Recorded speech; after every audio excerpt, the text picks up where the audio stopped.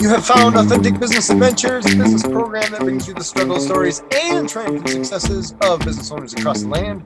We are locally underwritten by the Bank of Sun Prairie. My name is James Cademan, entrepreneur, author, speaker, and helpful coach to small business owners across the country.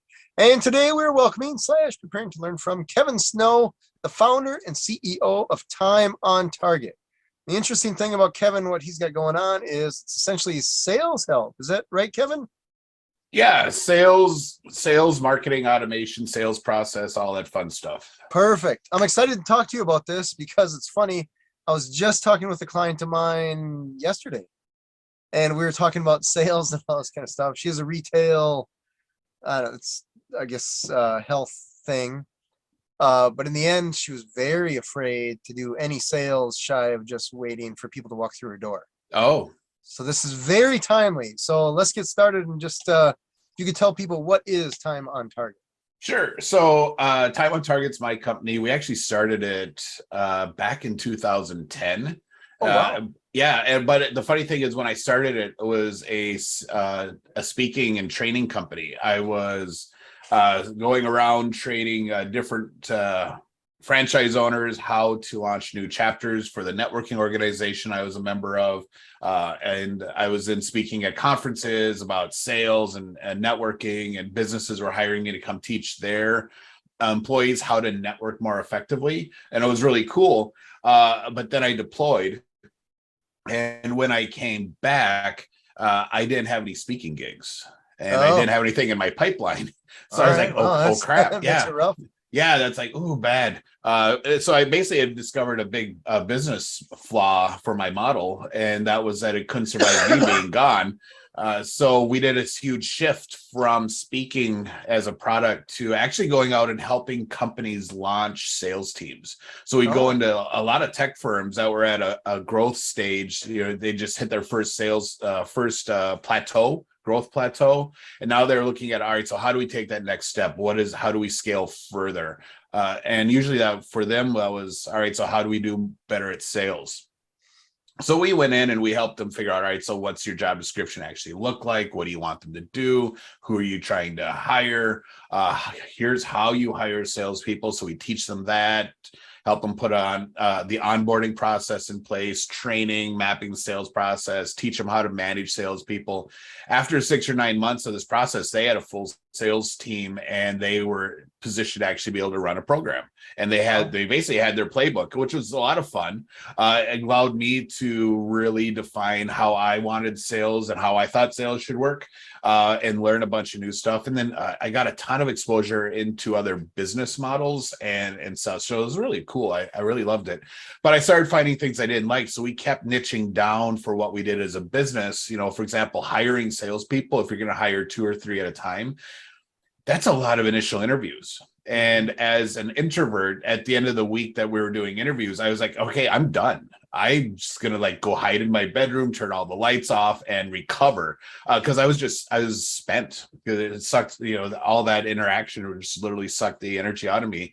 But I also learned I couldn't have more than one client going, because that one client would, I had to spend so much time with the interviews and working with them going through that process. I couldn't support the other people effectively. So we started getting rid of things like that, and training development and coaching on how to manage salespeople.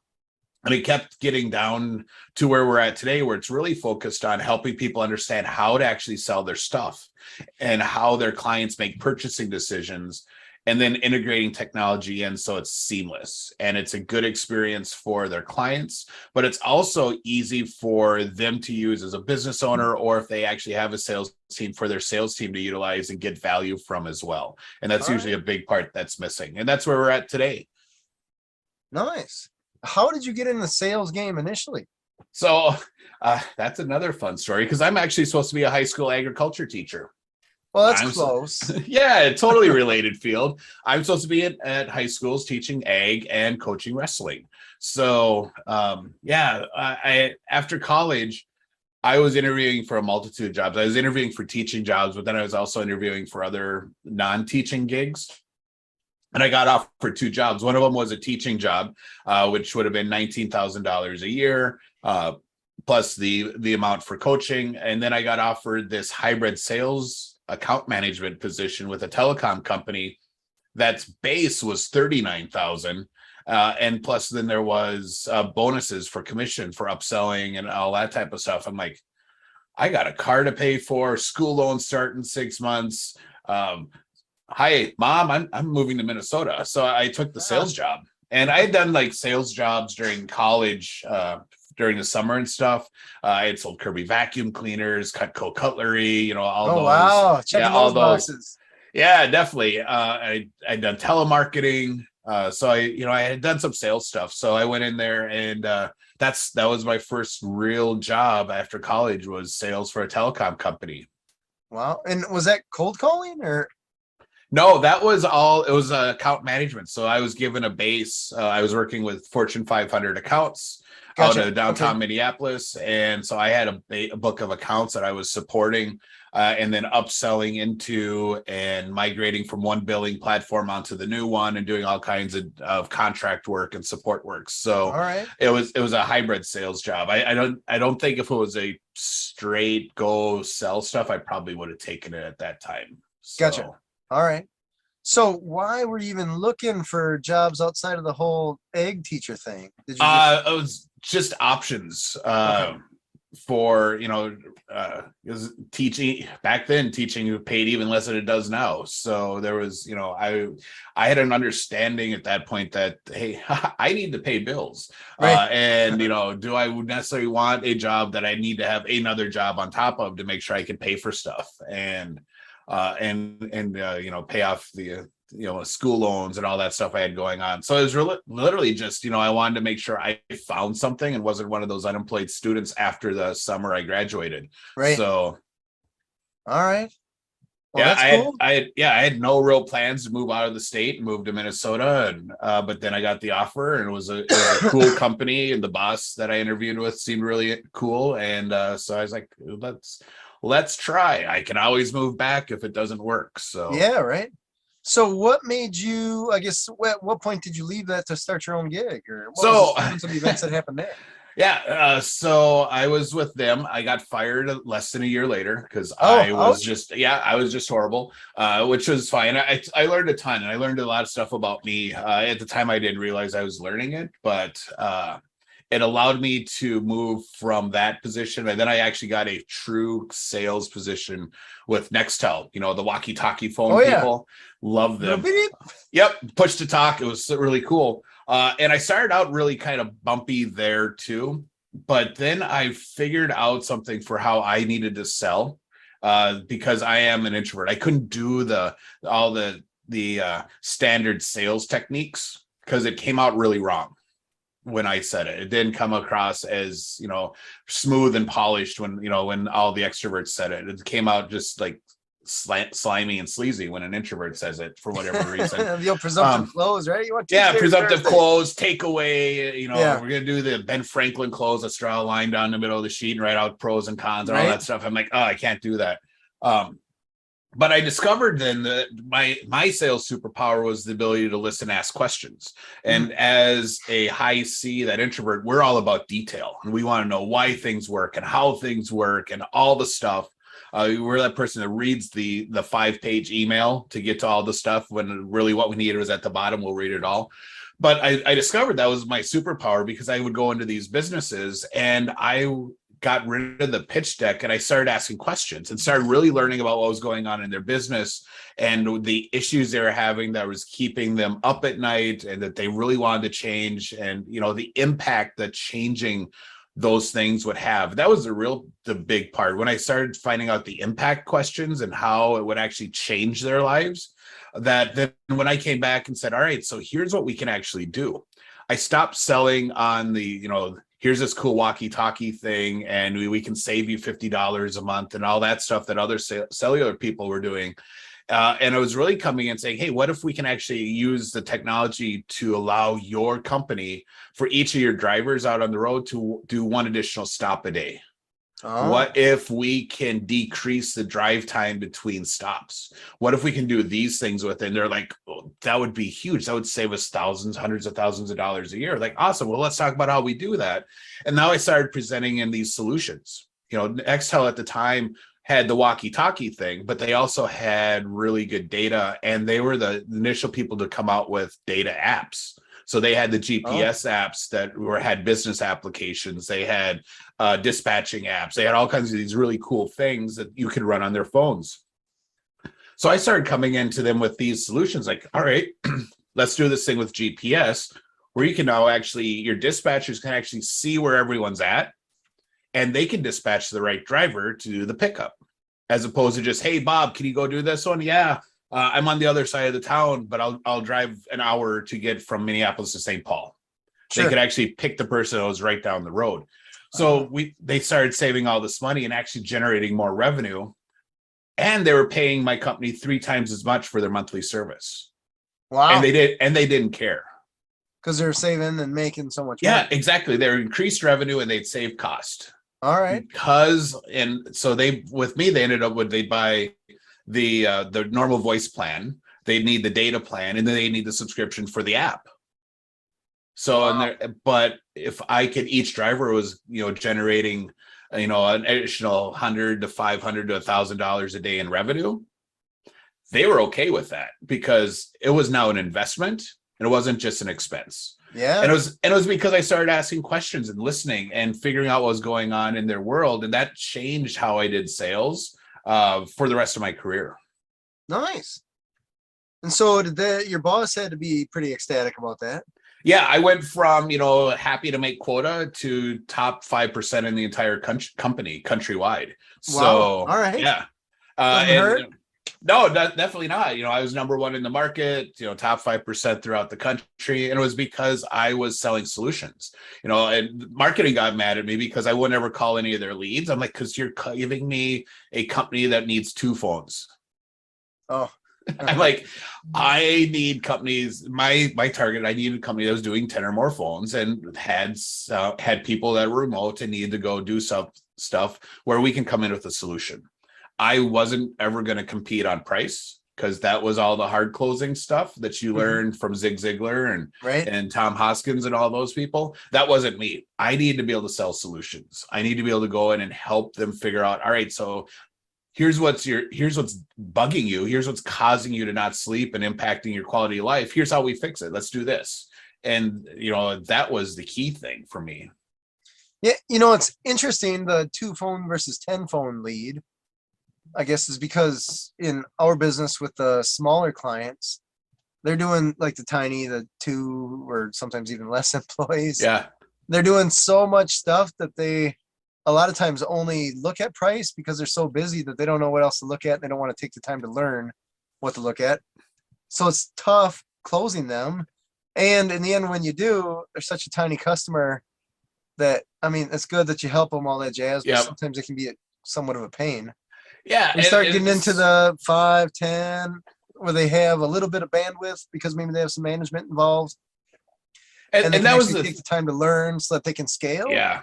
Yeah, that was totally it. Your small businesses totally would, I'm not opposed to someone buying stuff from me, but the things I was selling, while it could have helped them, they weren't at a position to be able to actually take advantage of it and have it make an impact in them. It would have complicated their life more. Right. Because they would have been like, oh, we have bandwidth, so we brought on more clients, and now we're completely overrun. Whereas these companies already had put processes in place to support multiple clients.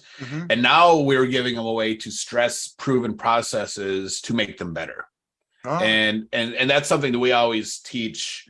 When I now do coaching and working with businesses that are trying to scale, that's one of the things, like, all right, build a process, document it, get it running, and now break it. Stress the process, figure out, bring on someone that you don't think you're necessarily ready to work with, but bring them on so you can figure out where your process can't scale and where it's going to break. So then you can figure out how to fix it.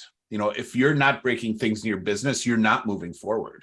Right. And that's the same way with sales. If you're not looking at your processes and figuring out, all right, how do I do it better? How do I now sell to this next level client, and figuring out where your process doesn't work, you're going to get stuck in that, same daily over and over type of grind, and you're never going to evolve. You're never going to get to that next level where you want to be.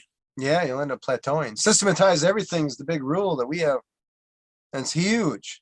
Yeah, it has to, and because that allows you then to test. If you're running a consistent system, and that's a big thing for me with sales and marketing automation. When we help a company automate their sales process, or we put in automated steps, they have to have a process that they're running.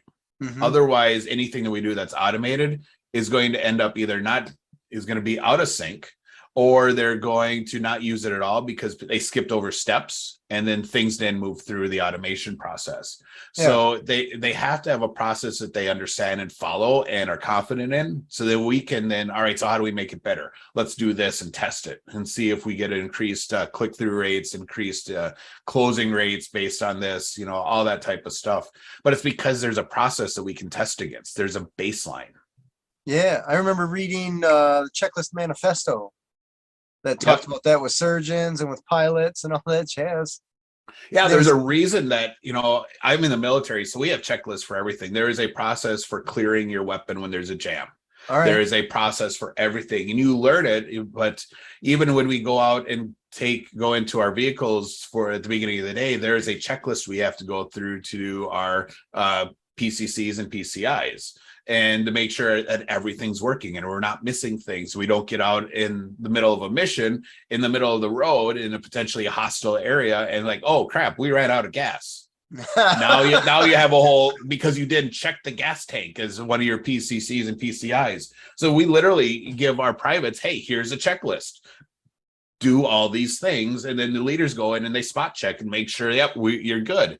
But it's to teach a process, and even once they know the process, they still use the checklist. It's just like pilots. They still use their checklist, even though they've been doing it for years. It's because they don't want to miss a step that's going to screw everything up.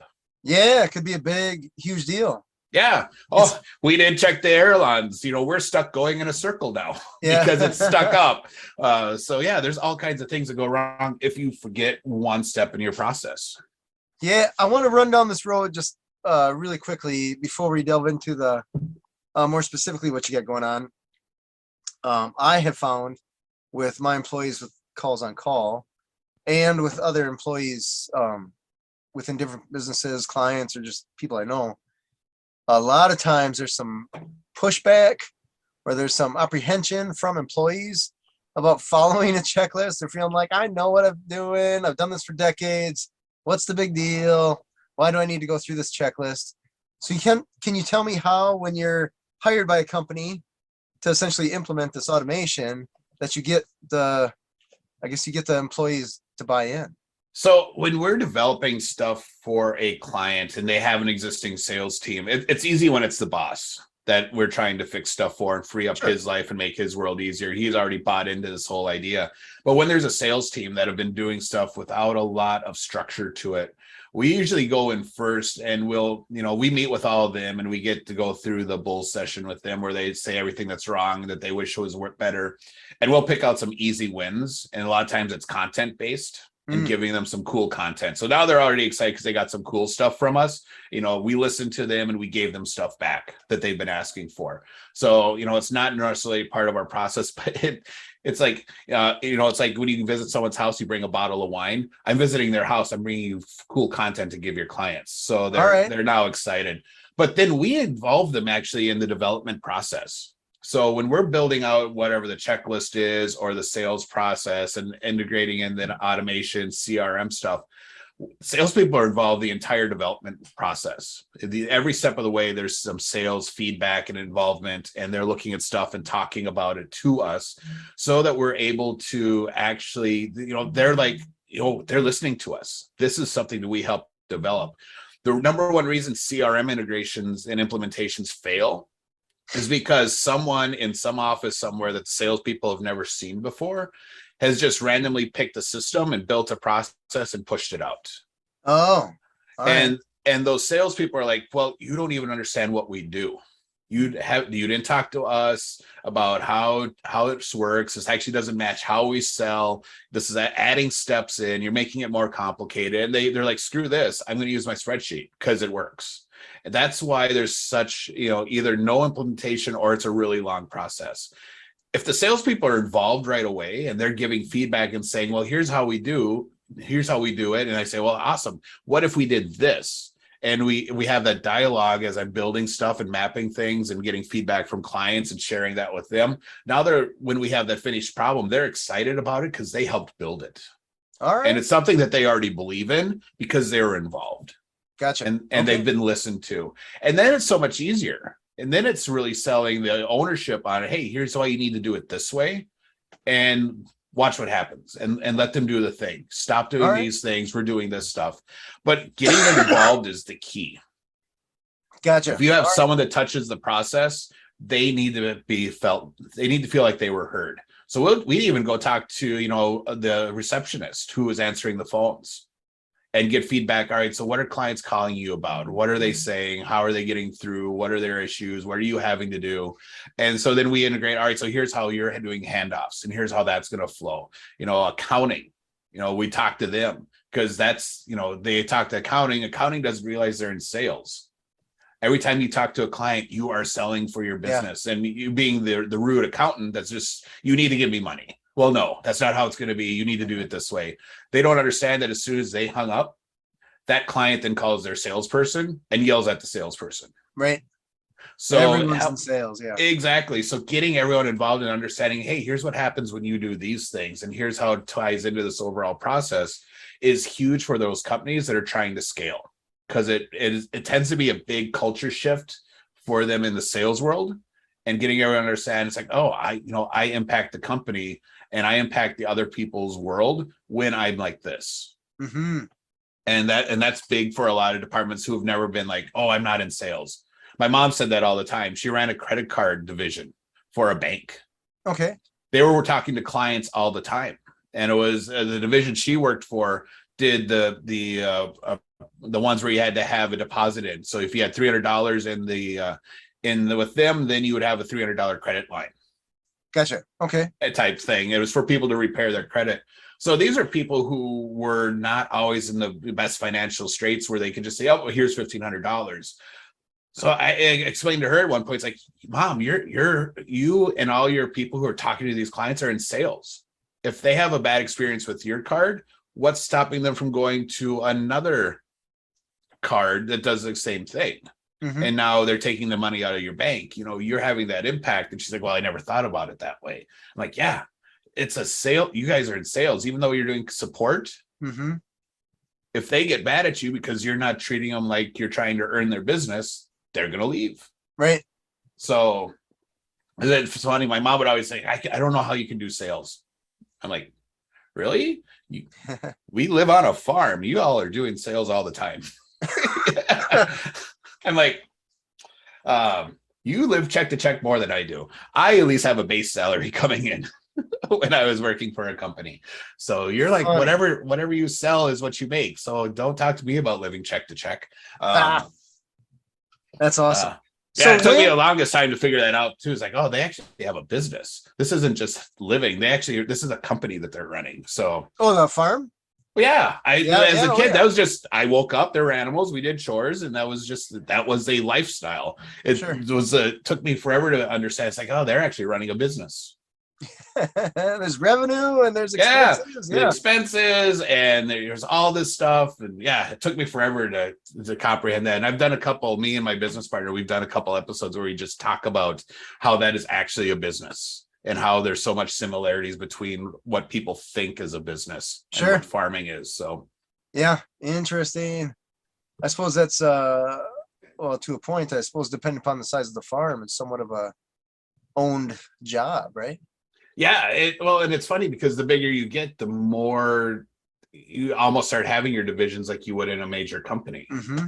And you have your different revenue streams. You have the crops in the fall, and you have the animals that you're selling to other breeders or to feeder operations. Then you have the ones that are being sold for butchering, to feed the grocery chains, all that stuff. So you have all these different revenue streams coming in, just like a major business does. That you synchronize across the year on, hey, here's when I need this. So I got to plant so much grain here, so I have feed for the winter for X number ahead. And there's this whole big strategy piece that is, when you start looking at it, it's like, wow, this is actually really complicated. It's not just Yeah. going out and planting stuff and putting some cows in a field. Sure. It's more in depth.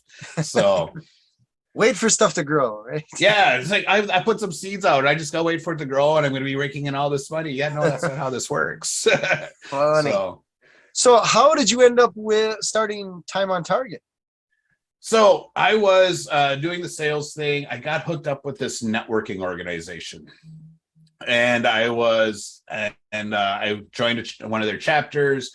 I became president of the chapter like in a couple of months, and then I came onto their regional team, supporting other chapters in the area, and I discovered I was really good at launching groups for them, and so I started launching other chapters. And I was launching 20 plus chapters a year, and I was really good. And they were launching really strong. Yeah. I had taken this part-time thing that was supposed to be designed, to help me to promote my business and generate more referrals for me into an actual another job. All right. A full-time gig. So that was my foray into being a independent person without a base salary, was launching groups for this networking organization. But I'd go to all these different conferences for the directors, a national conference, international conference, and everyone would start hearing about how I was doing, that I had launched 20 plus chapters the previous year and had, I was getting awards for large launches. And so then the other executive directors, the other franchise holders started coming up and saying, hey, can you come teach my team how to launch chapters? I'm like, yeah, I totally love to come to Houston or Miami or, wherever it is. Like, yeah, for sure. I'll totally do that. They're like, yeah, we'll pay for your airfare and hotel. I'm like, really? Sweet. That's cool. And they're like, yeah, and we'll give you like $350, $400. Like, and you want to pay me? Huh. All right. So that's how I launched Time on Target originally, was because I needed a place to get paid. So all these people were like wanting to give me money to come train their people. I'm like, awesome. Yeah, let me set up a tax ID and a bank account and a company. So we made Time on Target. And so it launched as a training company. And when, what's the timeline for this? 2010. Okay. All right. And so then all these the franchise people and I guess the people trying to grow their groups and their memberships and all that kind of stuff. Yeah. So I was going to go. And was that it, or did you have to go there repeatedly? Oh, I would go there and I train them and do an in-person stuff. So I'd usually be there a couple of days and we do training. I teach them my process, and we'd go out and have fun, and then we do coaching calls with them on a regular basis to help them and answer questions and do stuff like that. But yeah, I just rotated around. But then I also started speaking at conferences and other events. Organizations would pay me to come in and speak to them. I did like the Project Management Institute. I came in and taught social media, of all things, back in 2010, when everyone was still trying to figure out how you use that for business, and it was still relatively new. I did that. I spoke at chambers, different conferences. And then businesses would start hiring me then too to come in and teach their teams how to do sales and networking. Which is awesome. How did you initially get your name out there beyond just a networking group? Networking. I started asking for, when I started doing the speaking thing where people were paying me, I started to say, hey, I want introductions to event planners. I want introductions to organizations that are looking for speakers to come in. I spoke at Rotaries. All right. They're always looking for people to speak. And then in Minneapolis, there's like 40 of them. So, you could rotate through there and over the course of a year. So I started doing that to just get exposed. And then, my friends and family started figuring out what I was doing. And my cousin's like, hey, would you come do a thing at Project Management Institute in South Dakota? I'm like, sure. Do they pay? Because I'm not traveling for free. Right. So it just went like that. It was really cool. And then that's when I deployed in 2011, and everything stopped. So this is just kind of side tangent in regards to the deployment. Yep. How much notice are you given? Well, that one was your normal one, because we were given notice and then they changed the date and then we gave a new notice. But for that one, we had about a year. Okay, so you have enough time to put ducks in Yeah. a row, kind of thing. Yeah, it wasn't like, hey, yeah, you're leaving in a week where you have to Okay, do all that oh, type of thanks. stuff. Hope your bags are packed because the plane's outside, right? Yeah, I did have one of those calls though, where one of the units is like, hey, we're deploying this spring and we'd love to have you go. And I'm like, cool. They're like, but can you leave for your school? I had just gotten commissioned there. Can you leave for your school Monday so that you're done and you can join us on the deployment? I'm like, that's in 2 days. They called me on a Friday afternoon. I'm like, I have a job. This was when I was still employed by a company. I'm like, I can't walk into them today and say, yeah, I'm going to an Army school Monday. Sure. I'm like, really? How is that going to go over? So they're like, well, yeah, we had to figure that's what you were going to say, but we had to ask. I'm like, yeah, got it. But yeah, so I have had that call. It's like, hey, can you go do this on Monday? No. But normally, if for a major deployment, a combat deployment, you have time. Gotcha. Okay. You have a year because they got to go through and figure out who actually is going and do all that stuff. It's not like they don't just like grab you and shove you on a plane. The other thing is, did you ever leave the networking group? Yep. I guess sales thing, or eventually you had to build time on target? Well, yeah, and when I came back, that's when we did the big refocus of what time on target was, because I realized that, I don't want to do the speaking thing because that's just literally a cool job, and it's not actually something that I can scale. Sure. So it's we time did the for big, money. yeah, we need to figure out how I can build a company that if I do deploy again, I can still have operating and have someone come in to run it while I'm gone, and then I can come back to a functioning company, because I didn't want to rebuild from scratch every 4 to 5 years. And that's kind of what the deployment cycle was at that point, because we were right in the middle of Iraq and Afghanistan and everything was going. So that's when we did the shift to the consulting. And when I came back, I had pushed all my stuff from the networking organization. Someone else got that, and they didn't really want to give it up when I was back. So, I never really got back into the same fold with him. So I was with him a few more years, but then I left. And when I left, I was like, sweet, I don't want to be the networking guy, because the networking guy is usually the person who can't sell and doesn't have any other skills. So I'm going to teach you how to network. So I focus on building time on target. And then I met my current business partner. He came on as a client first, Donnie, and we met on Facebook. He posted in a Facebook group where I was doing prospecting that he had broken his MailChimp and didn't know how to fix it. So all the other salespeople in that group were doing the normal, hey, let's jump on a Zoom call. We're a certified MailChimp partner. We can do that for you. I literally answered his question, said, here's all the things you need to check. And he's like, can we jump on Zoom? And so then we chatted. I told him everything he needed to know to fix his stuff. I didn't want him as a client at the time because it wasn't my focus. I didn't do a lot of coaches and consultant work then. But then 4 months later, he broke it again and messaged me again. It's like, all right, I just need to hire you, because otherwise I'm going to keep breaking this and I shouldn't be messing with my email. So then we started working together. And then in March of 2020, we became business partners and launched a networking organization. In March of 2020. Perfect timing. Well, and we did it on purpose. All right. So the following fall, Donnie used to do these Friday night happy hour things on Facebook with the Facebook group. He'd come on, he'd have a drink, and people would just chat, and he'd tell what's going on and ask questions and do coaching and all that stuff. Someone said, hey, you should come speak. I'm doing a event for the recycling industry, and you should come down and speak at it on sales. He's like, sure, awesome. Other people were like, oh, that'd be cool. Let's have a bunch of people go down, we can watch, and we can have a Success Champions meetup. Also cool. And then someone else said, well, why don't we just do our own Success Champions event? And then we all just go that, and we get, and Donnie teaches us instead of us going to someone else's event. So we at that point we affectionately termed it a DonnieCon, and we started planning an event for the next April. So this was in fall of 2019.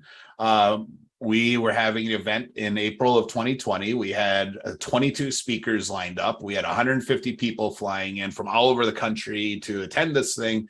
And then Donnie's at the hotel doing like the final big planning meeting with them in March. when literally he was in the office when they got called from the city saying that they couldn't hold any more live events because the lockdown was starting. So, we have this big event in a month after we have our little freak out about what are we going to do? We're like, well, what are our members going to do? What are all our clients going to do? All these small businesses who can't now be out interacting and can't be out prospecting and doing their normal networking stuff. So he messaged me one morning at like 4 a.m. and said, hey, we should start a virtual networking organization. And a week later, we launched our first group. And now we have 50 plus chapters around North America. And we're getting ready to launch the Philippines and in talks with 3 countries in Europe to launch Success Champion networking groups. And neither of us wanted to be the networking guy. So here we are. We're now networking guys again. Oh, that's awesome. Yeah. So it was just, hey, how do we help businesses? And that was really the big focus when we launched this, because neither of us wanted to do it because we had such a bad taste in our mouth from networking in general, that our big focus, like, all right, so how do we fix it? And, thank you to Donnie's wife, Elizabeth, because he was hemming and hawing about it. And she's like, well, then fix everything you don't like. We're like, well, duh, why didn't we think of that? So, we changed the focus from give so you get to give because it's the right thing to do and help the people because helping is what you should be doing, and really designed it around so that it's more of this big mastermind meeting. Okay. Where people come and they're actually engaging with all the other members. You're not just sitting in a room listening to other people talk and then you leave. You're actually talking about what's going on in your business, what's going on in theirs. You're giving feedback. You're actually engaging in relationship building throughout the meeting. It's not just show up in a room and listen to someone else talk. It's like, no, you actually have to contribute. Gotcha. And we've limited the size. So there's only 30 people in a group. So, none of these mega groups where you're never actually going to meet and know all the people. You actually have the opportunity to know everyone in your group. And it's been awesome. Cool. Yeah, it took off. People came in and we started making little changes to how we did the meetings based on feedback. We added in a bunch of different meeting types. So it's not the same meeting every week. It's literally a different format.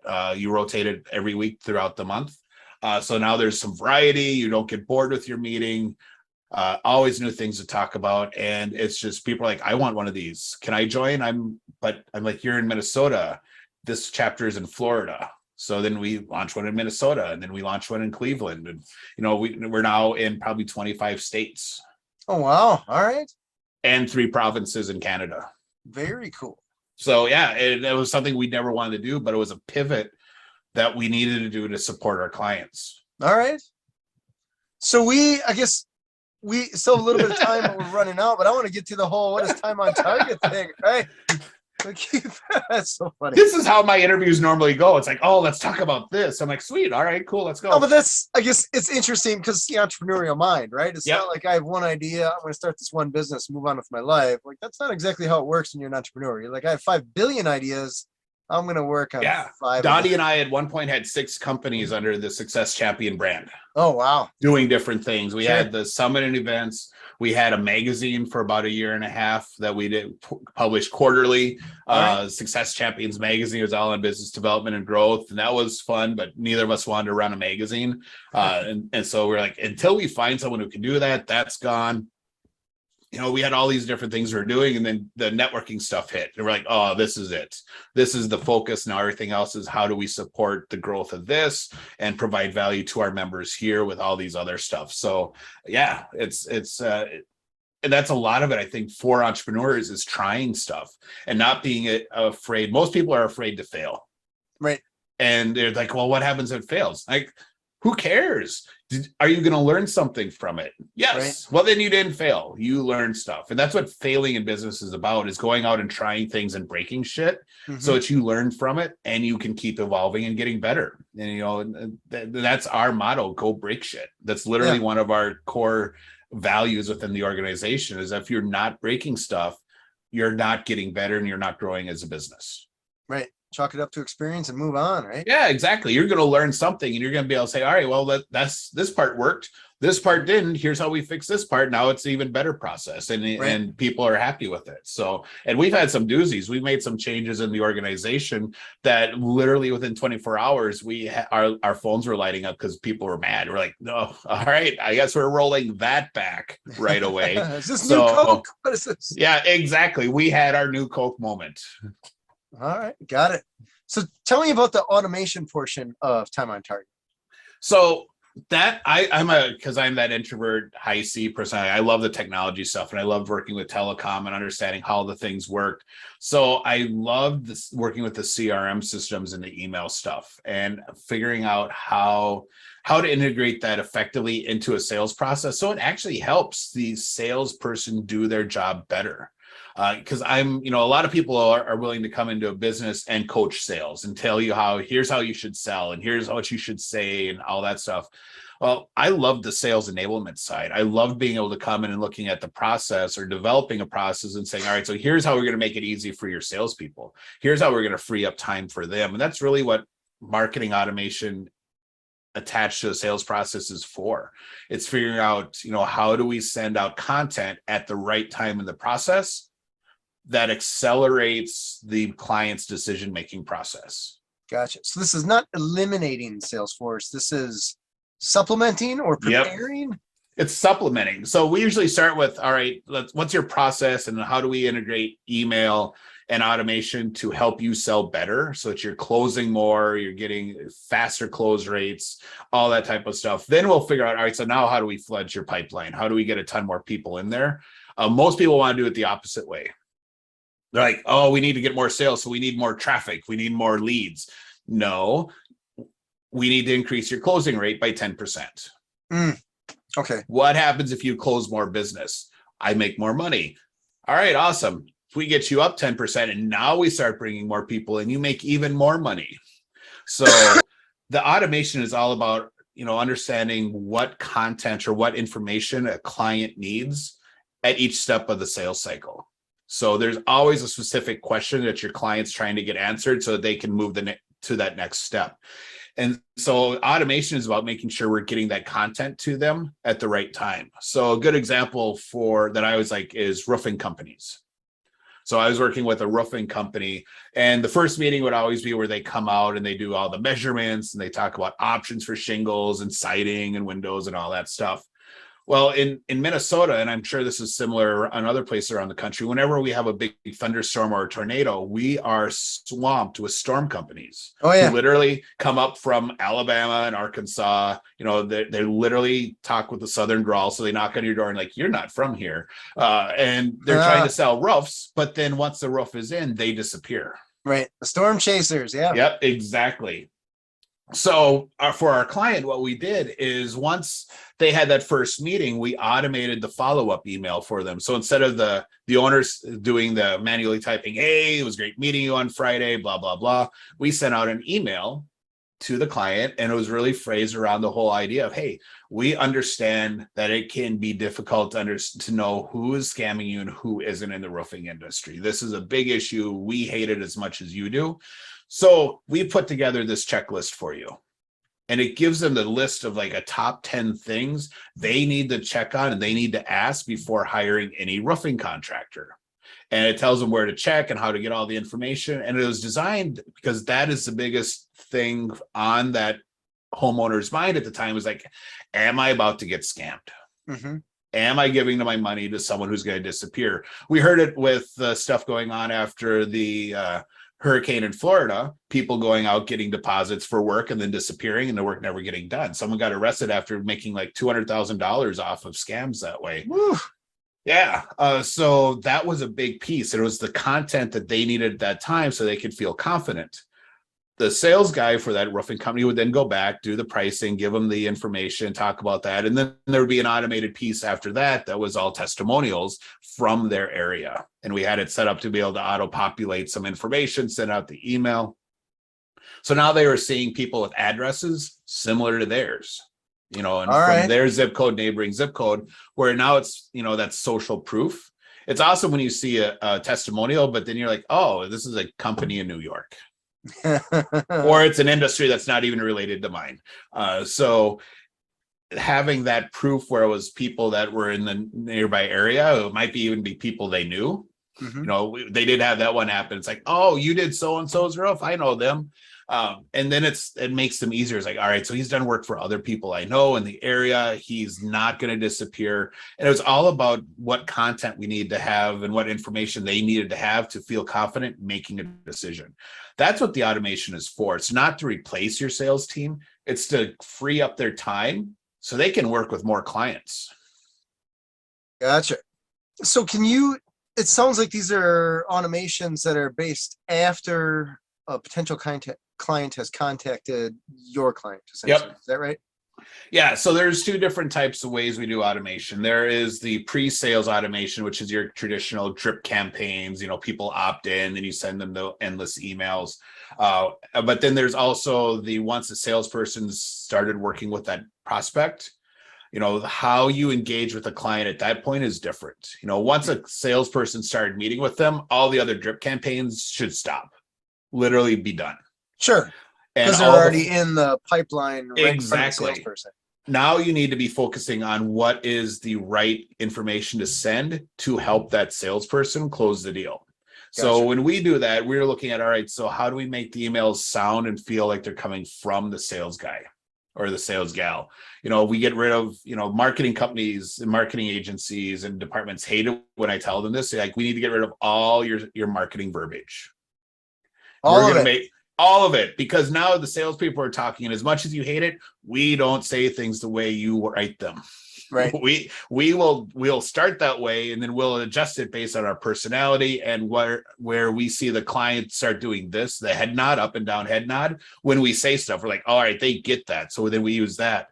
So we figure out really how do we write the same stuff, but how a salesperson would say it. So it sounds like it's coming from a person they talk to. It's got their signature at it. So we segment all the lists so that they're getting stuff. So if I'm working with a prospect, they get emails from Kevin and not from this James guy that they don't know, which confuses the process. Why is this James guy sending me emails when I'm working with Kevin? And we make it feel like they're getting just conversation and talk to the salesperson. They hit reply. The reply goes to the salesperson right away. So they get this, now have that interaction. We still do all the behavioral tracking for them. What pages are they visiting on our website? What stuff are they interacting with? Are they downloading more content from us? But then we funnel all that to the salesperson. Hey, here's what your prospects have been doing. James has clicked on the pricing page twice in the last week. You probably should follow up with them. So we let them know, hey, these are triggers you need to look for, is that require you to reach out and touch base with them.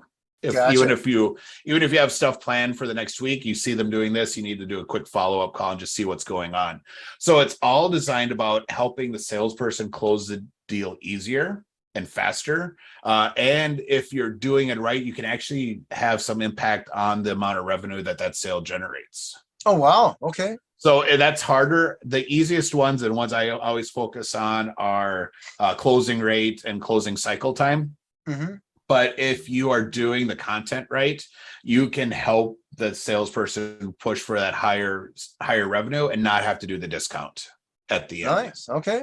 So, and it's all based on giving them the right information where you're building the value and helping them understand the impact and not just the features and benefits. Sure. Something where they value it more. It's like the whole nobody uses a coupon for LASIK kind of thing. Yeah, it's like my cell phones.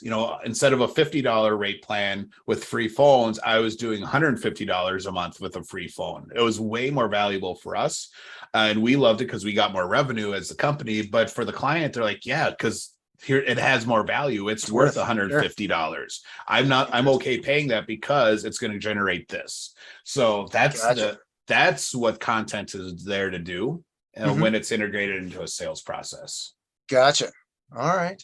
And it sounds like this is a system specific to a CRM system, or are you able to work with, I can work with different ones, but it takes longer because usually I will have, if it's, I can do HubSpot, I'm HubSpot certified. It takes me a while to remember where everything is when I haven't been in there for a while. Where they moved it. Yeah. Oh, you redesigned the interface. Now where is all the stuff? Yeah. I've yelled at my computer a couple times when I've had that Ah, happen. you're not But alone there. yeah, but that was one of my big evolutions with time on target, because when I started the consulting piece and was going through and figuring out, well, what we actually were selling, I wanted to be the good consultant and not push a product or a specific system. I wanted to help them choose the right one, choose the one that's best for them. Until I had the aha moment of like, Kevin, you're an idiot. You're giving away all this revenue because you're bringing in a third party to do all the integrations Oh, and build gotcha. out the systems that I could be doing, and become an expert in a couple that then I can tell the client, hey, this is the one you need because it does this, as opposed to, ooh, let's go through a search process and find a product for you. I could tell them, and I would have so I ended up having a couple that did different things and were for really different size clients. But we're really, the one we focus on for automation like this is called Entreport. Oh, And okay. it's a company out of Southern California. They're in Santa Barbara. Actually, I guess that's Northern California. But and it's really designed about process automation for businesses. So it has all the marketing cool stuff, but then you can automate a ton of other stuff too. So it can really become a one-stop shop for a business that wants to do different things. Very So, cool. and the reason we chose that one is because it allows for external activities from salespeople to be the trigger for the automation. All right. So most email systems are automated based on two things: either a time, wait 2 days, send this email, or wait till the prospect does this one thing. So So click it'll on a be, link or yep, whatever. clicks on a link, visits a page, and it sends out an email. So if you've ever HubSpot's really great at those. You go visit a blog, and if you're in their contact list, about 10 minutes after you leave their site, you'll get an email from them with other blog articles you might want to read based on the one that you're on, which is cool. So that's normally how automation systems work. Entreport allows us to actually set up a task to be assigned to someone, just like you do in your CRM, and then wait for that task to be done. So I can assign a task to you as a salesperson, say, James, go have this initial meeting with prospect X. And then at the meeting, afterwards, you mark it complete with the outcome and whatever notes. And then that triggers the appropriate follow-on email. All right. So that's what we use, just because it allows a lot more flexibility to add in that human element and support the sales team, as opposed to, well, this piece usually takes about 3 days. So we're going to set the email for 4 and hoping everything flows right. Gotcha. Yeah, the triggers. That's clever. Yeah. That's very clever. Yeah, from the outside sales perspective, I'm like, yep, this is the one. This is totally the one we're using. I haven't found anyone else who does that yet. All right.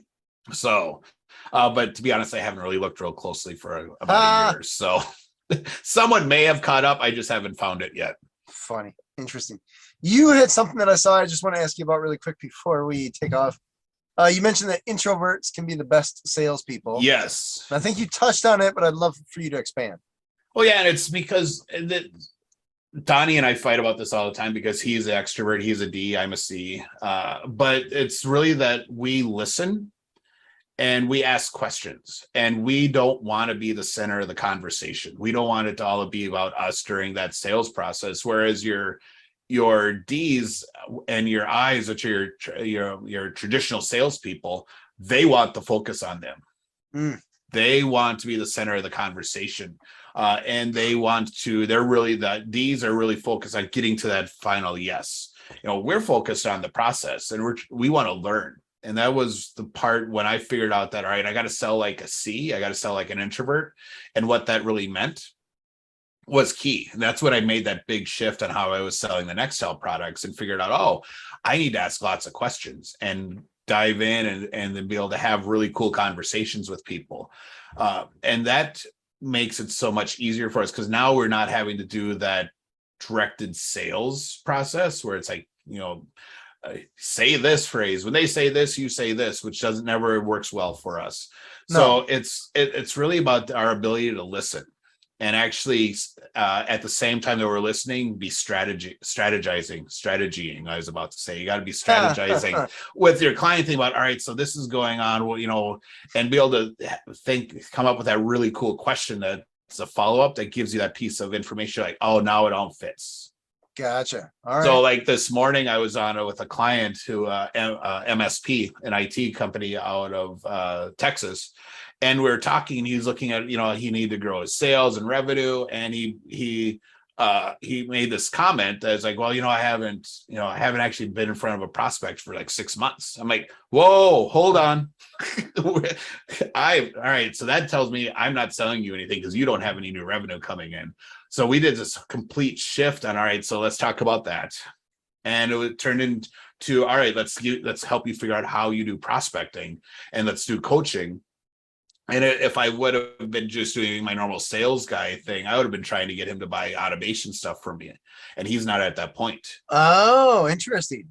So I was able to think, all right, he is totally not at this revenue where he needs to be to actually buy what I want. How do I get him there? What do I do? How do I make sure he leaves this meeting thinking, wow, I got a ton of value from this sales guy?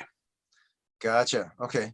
So he's joining one of our chapters now. We're going to, get him connected with some really cool people who can, will have potential referrals for him. And then we're going to get him in a mastermind where he can actually figure out his business. All right. And so he can start scaling and have revenue coming in and growing it on a monthly basis. So he can start doing the cool marketing and automation stuff he wants.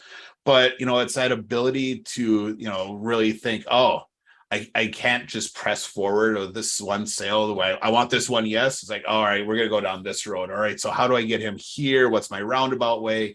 And being able to come up with that plan and really start strategizing and provide a solution that fits the client and makes them excited to give you money. That's for me, when I do sales, at the end of the meeting, I want them to be saying, all right, so how do we start? If I don't have to ask. That's a great question for a prospect to ask. Yeah. If they're saying that, I did my job.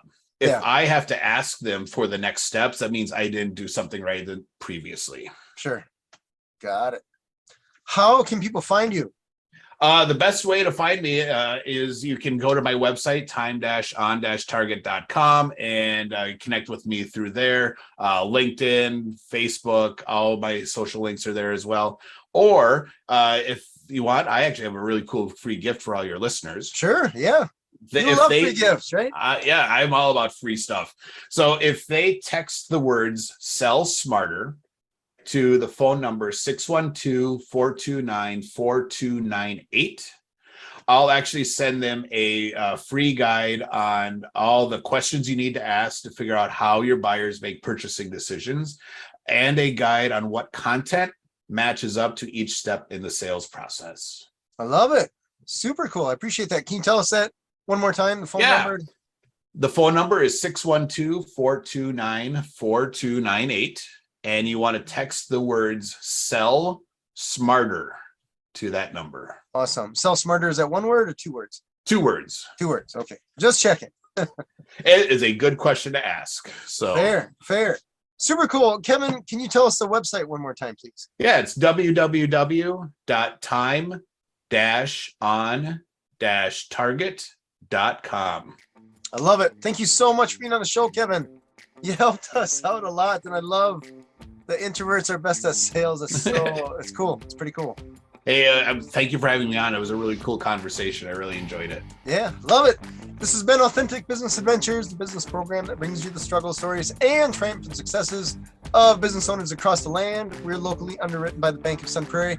If you're listening or watching this on the web, if you could do us a huge favor, give us a big old thumbs up, subscribe, because you got to keep the algorithm happy, and of course comment below, and of course share it with your friends, introvert or extrovert. Regardless, they're all in sales, right? That's how it goes. My name is James Cademan, and Authentic Business Adventures is brought to you by Calls on Call, offering call answering and receptionist services for service businesses across the country on the web at callsoncall.com.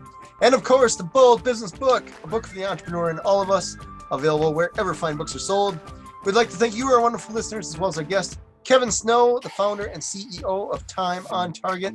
Kevin, can you tell us that website one more time? www.time-on-target.com. I love it. Awesome. Past episodes can be found morning, noon, and night. The podcast link found at drawincustomers.com. Thank you for listening. We will see you next week. I want you to stay awesome. And if you do nothing else, enjoy your business.